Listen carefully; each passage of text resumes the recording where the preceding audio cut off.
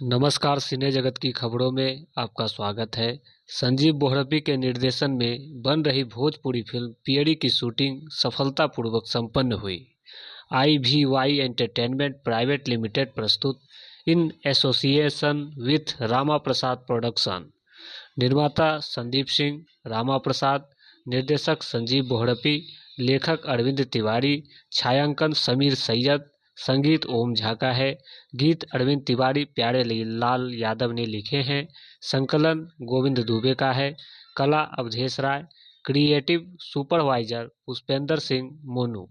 EP मारुदा शर्मा, विशाल यादव, नेहा उपाध्याय।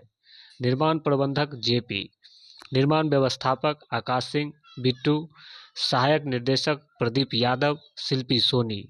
इस film के कलाकार इस प्रकार हैं: संजना पांडे, अयाज खान, साहिल सिद्दीकी, अनारा गुप्ता, रंभा साहनी, प्रशांत सिंह राजपूत, विनोद मिश्रा, काजल, निशा तिवारी, रिंकू यादव, बंधु खन्ना, उपेंद्र पाठक, संजीव मिश्रा, आशीष यादव, आशीष माली, नन्हे श्रीवास्तव, सुरेश यादव, KK सोनी इत्यादि इस फिल्म के मुख्य भूमिका में नजर आएंगे।